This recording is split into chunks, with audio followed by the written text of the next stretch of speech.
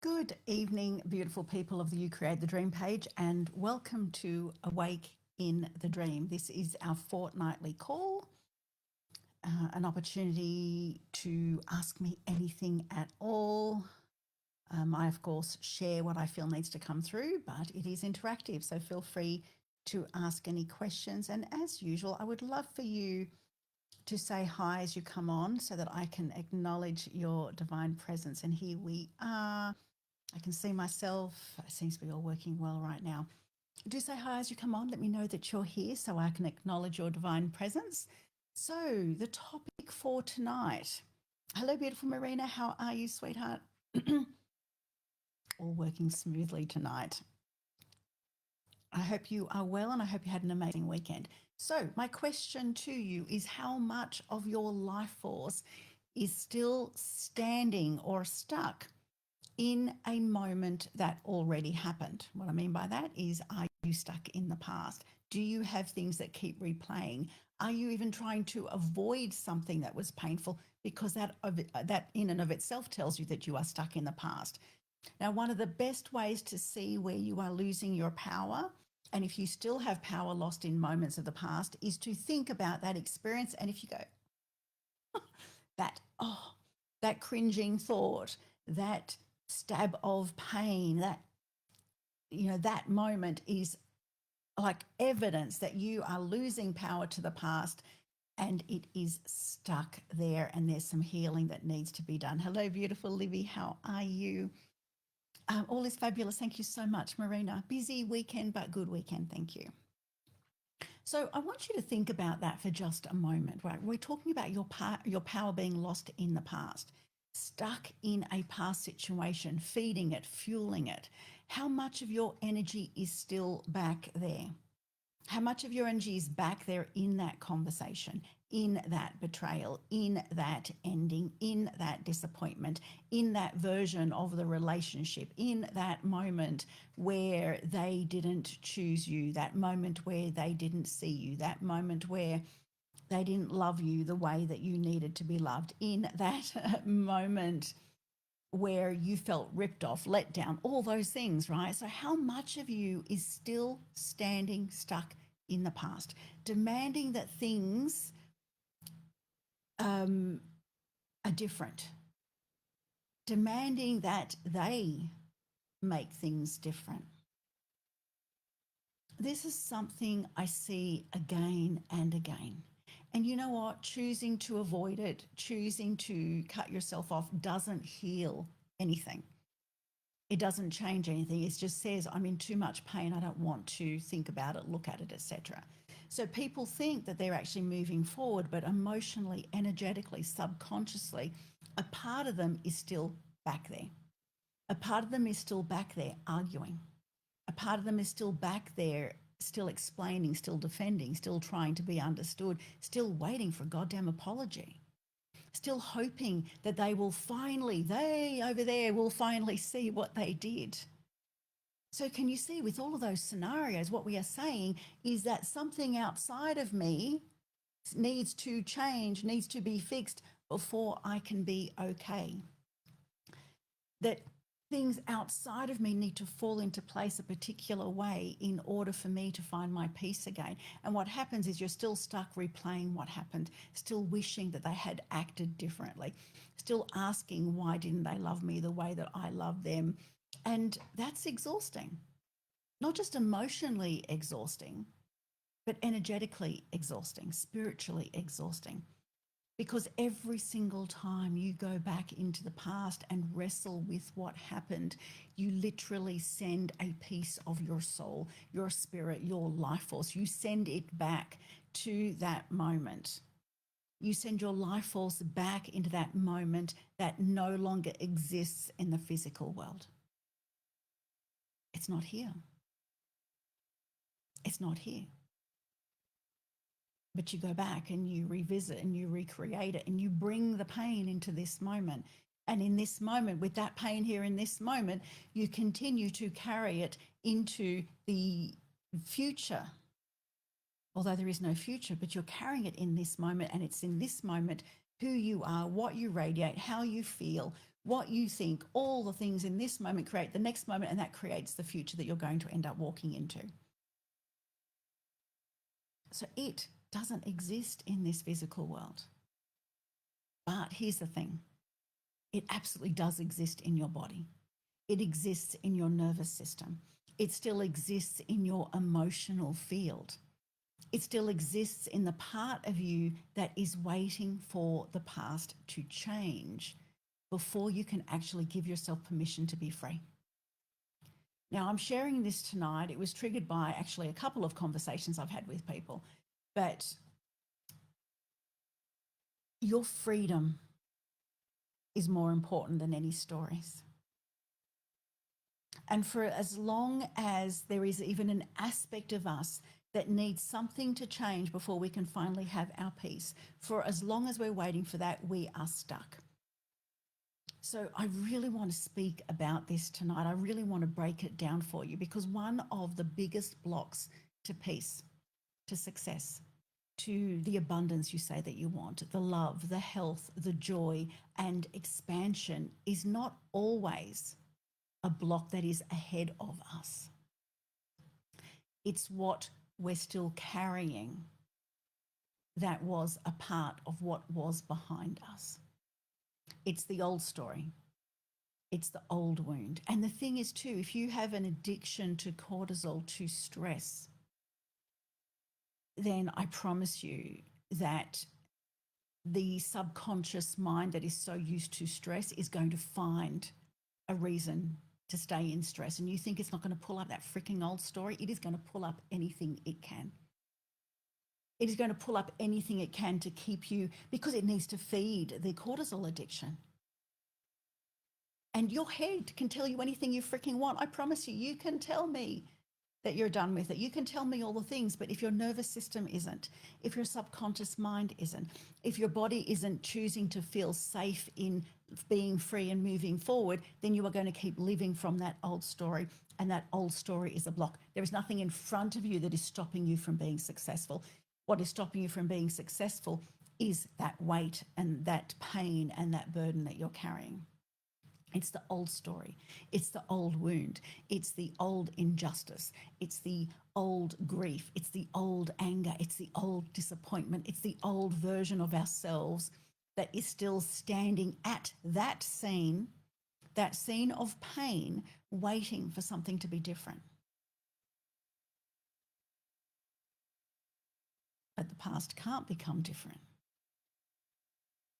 It's done. It's already happened.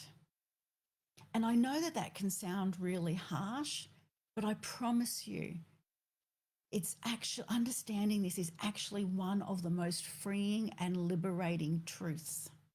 It is one of the most important things to accept. No different than you would have heard me say over and over again, when we accept responsibility for our life, when we accept responsibility for this moment, it's in that moment that we realize that we have the power to create the future that we desire. Because you can spend 20 years waiting for everything outside of you to fall into perfect place with what you want.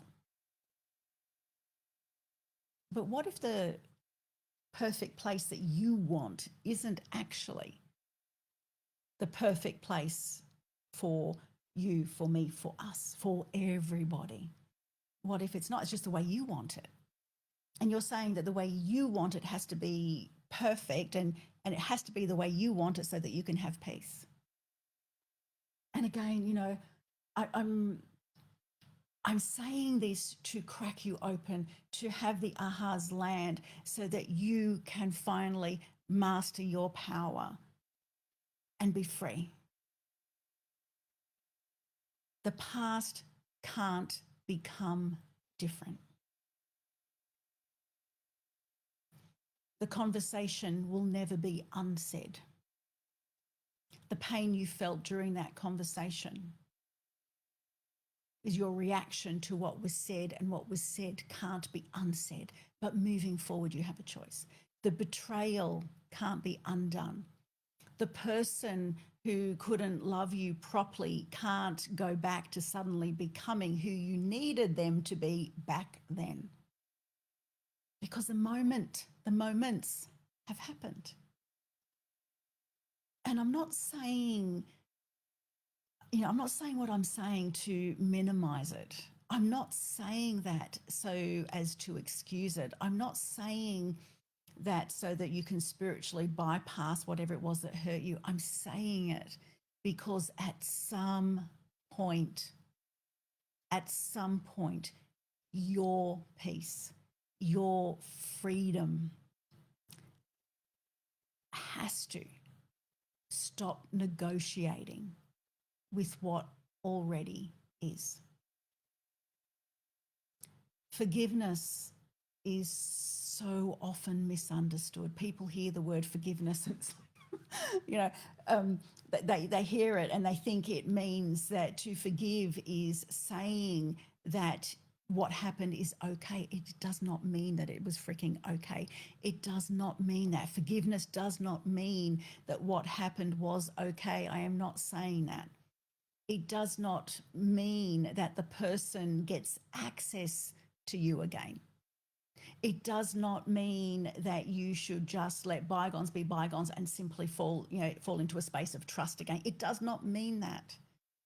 It does not mean that you are to have no boundaries. It does not mean that you need to move forward and pretend it didn't hurt. It does not mean that you deny yourself your anger. Good evening, beautiful Haiti. Good evening, beautiful Jenny. How are you? I didn't realize it until something we said a few days ago. I've missed something, obviously. So it doesn't mean that you suddenly become available for the same wound again. You know, the fool me once, shame on you, fool me twice, shame on me. That stands here. Forgiveness at its deepest level is giving up the hope that the past could be different. The past doesn't exist. So we have to stop wrestling with it. It's saying this freaking happened. It happened. It hurt. It mattered. It changed me. I lost power in that moment. I was affected by that moment. Whatever it is, it is real. It happened. But it's also saying that I will freaking no longer keep giving my life force to the demand that it should have been another way. Do you know, in all honesty, even if you think it should have been another way, and even if they end up saying it should have been another way, and everybody agrees that it should have been another way, it doesn't change what happened. You can't unsay what was said. It's not going to change any of that. It's not changing any of that. I'm asking you to choose to no longer drink from that cup of poison that you have put by your side table. Have a sip before going to bed, have a sip when you wake up during the night, and have a sip first thing in the morning. I'm asking you to stop drinking the poison. And when you choose to stop drinking the poison, when you first and foremost recognize that you've been drinking the freaking poison, when you choose to recognize you've been drinking the poison, when you choose to stop drinking the poison, that's powerful. That is a sacred moment. And that is the moment that the cord begins to loosen. Because while you're still demanding that the past make things right, the past still has power and authority over your present moment. And if it has power and authority over your present moment, then it has power and authority over the next moment and the future that you're creating. So while you're still saying, but they should have X, Y, Z, they should have behaved differently, they should have loved me, they should have been grateful, they should have behaved differently, you're still tied to the version of you who is waiting to be treated a certain way by them. So while you're saying they should have apologized, you're still waiting for them to become the doorway to your peace. Freaking hell, I would never want anyone to have that kind of power over me. I mean, my God. while you're still saying it should have been different. You're giving power to something that doesn't have the capacity to change. Because what's done is done. The past is done. And this is where so many people lose weeks, months, and years, not because they don't want to move forward, but because some part of them actually believes that moving forward means letting the other person get away with it. It absolutely does not mean letting them get away with it. But freedom is not letting them get away with it. Freedom is no longer letting it live inside of you as the thing that decides what it is that you can receive next. I want you to think about that for a moment. Do you want to continue to let it decide what you are allowed to receive, what you can receive, or what you do receive next? So there's a huge difference. Releasing the past does not excuse the past. Releasing the past makes room for the future. And you know, the problem is that some people never make room. They say they want new love, a new relationship, but their energy is full of old heartbreak. They say they want abundance, but their body is still full of so much resentment and fear and betrayal.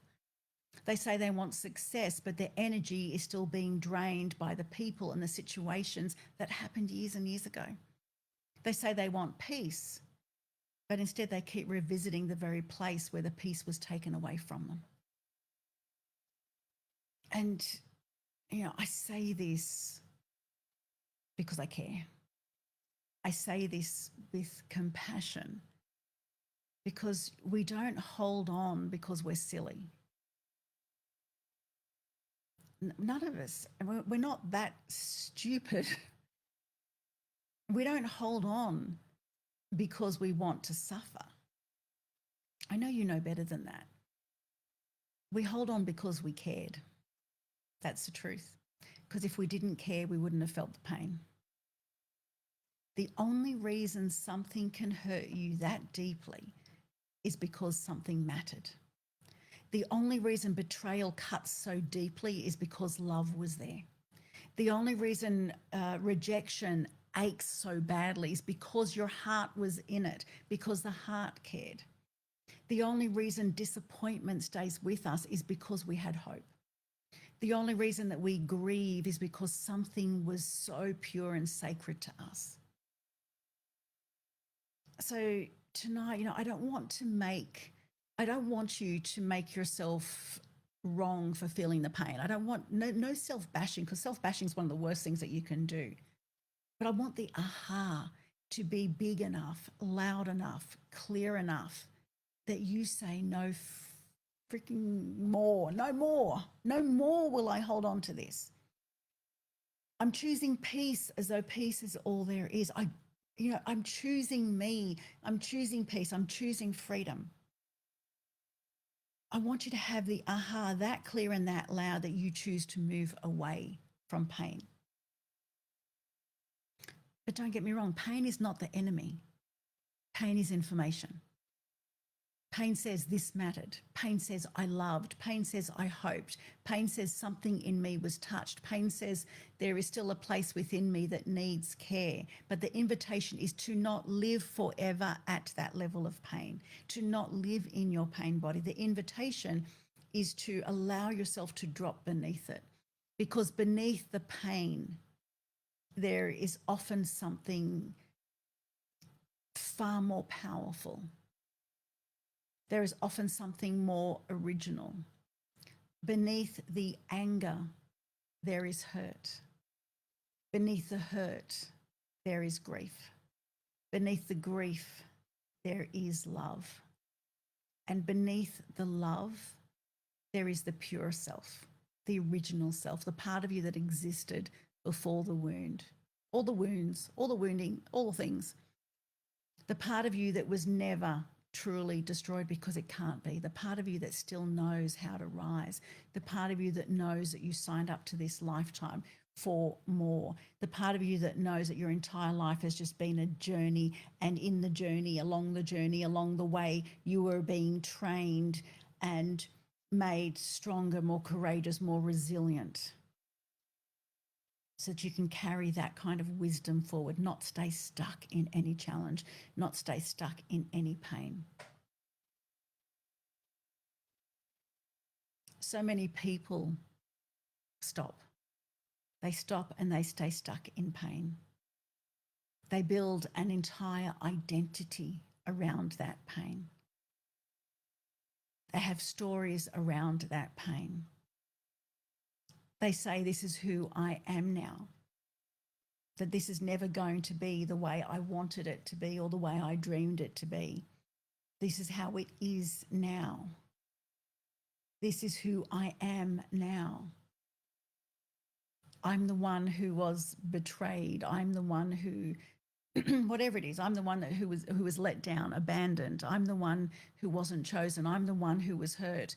They did this to me.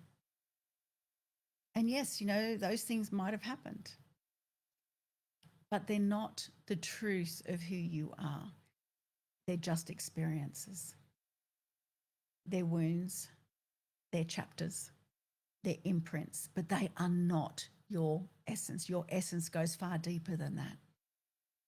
And if you're willing to put aside the pain and the story, if you're willing to soften enough to breathe, enough to feel, enough to allow yourself to stop fighting the past long enough, then you'll notice that you can actually begin to drop beneath the noise, beneath that first, you think about it and it gets you good. And it's like, F them, they did this. It's because of them, all the noise. But if you just, you know what? The noise is the demon. When Jesus laid his hands on people and he freed them of their demons, they weren't entities that were attached. He freed them of their demons. He freed them of their bullshit stories. He freed them of their pain. He freed them of the noise that they couldn't get past, they couldn't get by. He set them free. And in that moment, they found peace and they found freedom and they healed. So you need to allow yourself to drop, to soften enough to drop beneath that, that thing that grabs you. That demon, that noise, that thing that grabs you. You need to allow yourself to drop beneath that, beneath the noise, beneath the story, beneath the demand, beneath the resentment, beneath the question of why. Why did this happen? Why? When everything's going great, you're the first to say everything happens for a reason. But now there's shit going down. Why did this happen? You've got to let go, drop beneath that. Drop beneath that and beneath that and beneath that and beneath the next thing, and you can find love again. Not necessarily love for the person, because you don't have to like what they did or love what they did. Not necessarily love for what happened, but love as a state of being. Love for yourself. Love for the part of you that survived. Love for the younger you that didn't know what you know now. Love for the strength and the courage that you found. Love for the heart that tried. Love for the life that you have now and the life that is still waiting for you to claim. Love for the future that is yours, that only you can reach when your hands aren't full of the past shit. The amazing future that is yours when your hands aren't stuck carrying the weight of the past. Because I promise you, what we refuse to release weighs us down, and the weight of what we carry takes up space. It occupies our thoughts. It consumes our energy. It keeps parts of us emotionally attached. It blocks us from the good feelings. It blocks us from the good that is being offered to us. You cannot see the good that is being offered to you when that's what you're looking through, when that mess, that noise is what you're looking through. And it is absolutely not because God, the universe, is withholding some beautiful future away from you. It's got nothing to do with that. It's because you're full. There's no room. Full of the old pain, full of the old conversations, the old grief, the old expectations, full of what they should have done, how they should have done it, full of what you wish happened, full of the version of life that you didn't get. But you know what? The abundance needs space.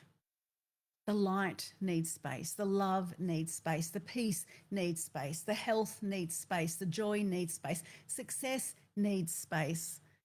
The clients can't come if you're already full. It's no different than having a full calendar. The clients can't come if you're already full. The next version of your life needs space.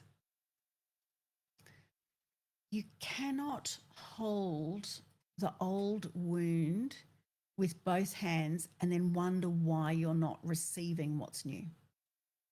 Both your hands are full. So at some point you have to choose. You don't have to, because you can stay the way you are and the way things are. But I know people that come to my pages and people that, you know, God love you to each of you that come on here onto the lives regularly and the ones that watch the replay. And I'm so grateful for each and every one of you. But I also know that you are choosing more. That's why you're here. But at some point you have to choose. You have to choose. Do I want so desperately to be right about what happened? Or do I just want to be free? Free all the way, all the way. Do I want to keep proving how much I'm hurting? It's a biggie. Do I want to keep proving how much I'm hurting, or do I want to heal and be free? Do I want them to freaking finally understand my pain? Do I need them to see it? Do I need them to see how much pain and suffering I'm in? Or do I want to stop needing their understanding before I allow myself peace? The choice is yours. And it doesn't mean that you won't have moments moving forward. That doesn't mean that you'll never feel the heartache again. It means that you get to decide in each and every moment. It means you get to decide that the past no longer gets to be the center of your life and therefore control your life. It means that you claim your, it means that you stop claiming is the word I'm getting. Okay, yes. It means that you stop claiming that your past has authority over your future. So you reclaim your energy instead and you redirect it so that you can create the future that you desire rather than the one that is in perfect alignment with that old bullshit that happened. It means that you stop standing in yesterday and asking it yesterday to open tomorrow's door. Yesterday cannot open tomorrow's door. So peace is learning to be with what is, even when what is hard. And we all have struggles and we all go through some really big things and things that impact us emotionally. But peace is learning to be with what is. Peace is absolutely not denial. Peace is not about pretending. Peace is not about bypassing. Because the thing is, too, you can pretend to everybody else, but at the end of the day, you live with you, right? It's not about bypassing. It's not about pretending. Peace is not about saying, well, I don't care. You do freaking care. Peace is saying, this is what happened. This is what is. And I choose to not abandon myself inside of it. I choose to not lose myself inside of it. I choose peace as though peace is all there is. Peace is knowing that you're okay, even when the circumstances are not what it is, not what you wanted them to be. Peace is choosing not to let the outer world steal your inner world. Peace is the moment that you stop waiting for everything and everyone to behave perfectly before you allow yourself to return home to yourself, to the sacredness that is you and the peace that you are entitled. This is the sacred work. It's not the easy work, but it's the sacred work. And it's one of the most powerful ways that you can set yourself free.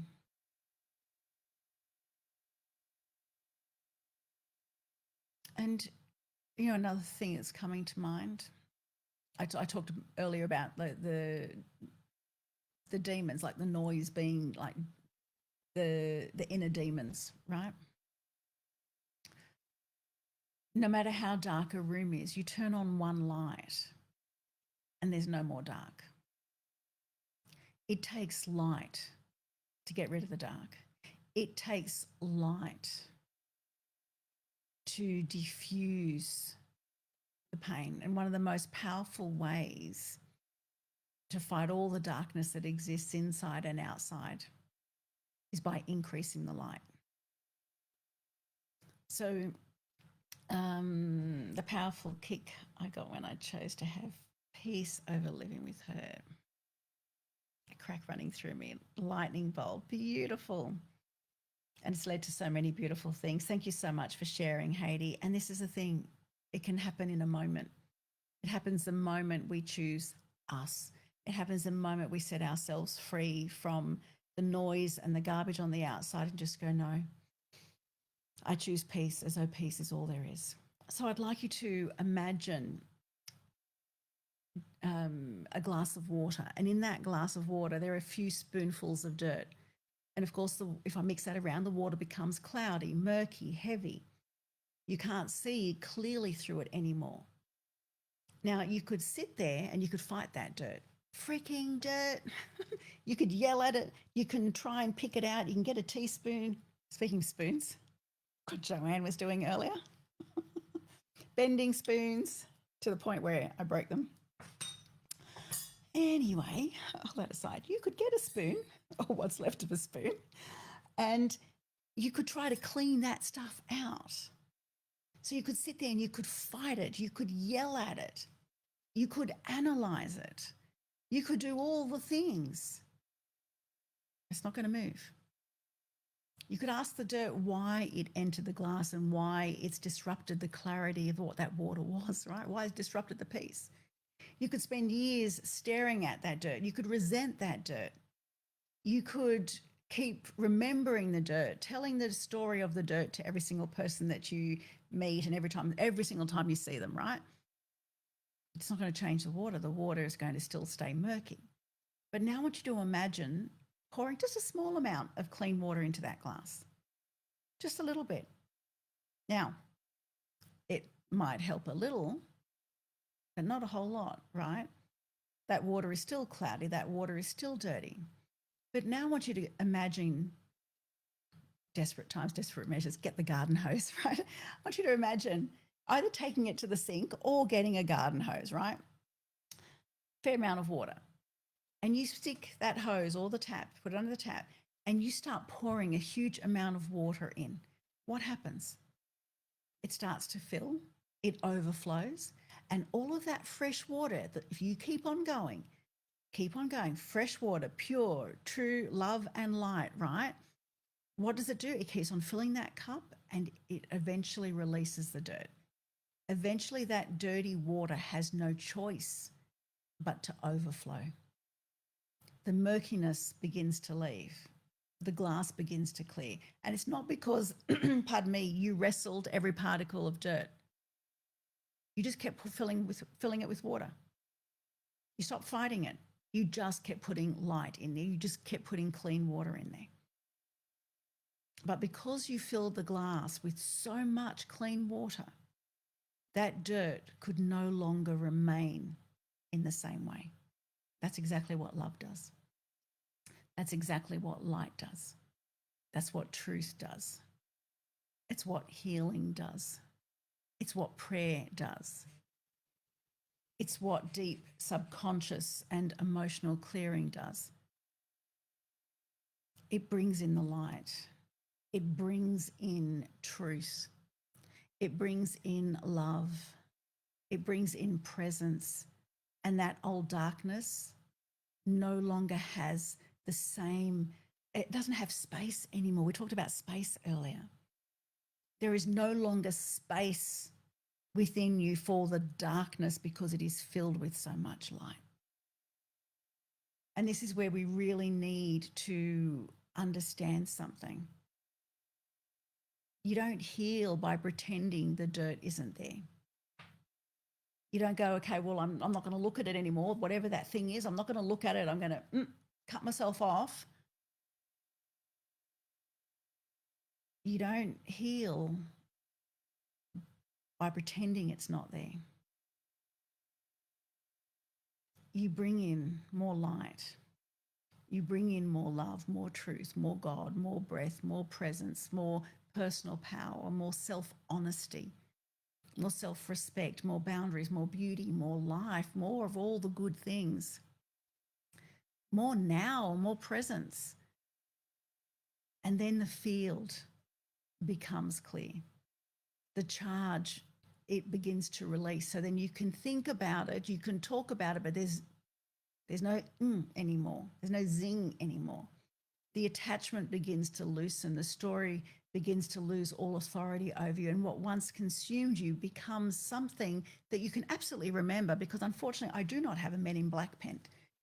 I have a You Create the Dream pen, but I do not have a Men in Black pen where I can wipe your memory. So we're not wiping the memory, but you can remember without reliving anything, without reliving any pain. And that is freedom. When you can remember without reliving any pain, when you can acknowledge without drowning in it, when you can feel without becoming the feeling, when you can say, yes, that shit happened, and still know that it happened, but also know that it doesn't own you, then it doesn't own you. Then it no longer has power over you. You are far more powerful than you remember, than you allow yourself to believe. But if you can take a moment to think about where it is you're losing power, to the people, the places, the situations, the things that have happened that create a bit of a sting in you. And if you can instead choose you, if you can choose to fill yourself with love and light and set yourself free of the dark, then you are creating space for everything that you desire to come to you. If there's no space, there's no space. You want space. So I'm going to leave it there. You are powerful beyond measure.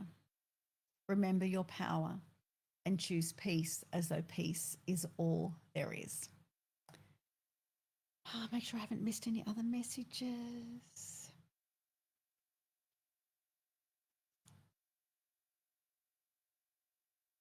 Okay. All right. I'm going to leave it there. Much love to each and every one of you. And I look forward to, for those joining us live in 2 weeks, I look forward to seeing you then. Have a fabulous couple of weeks.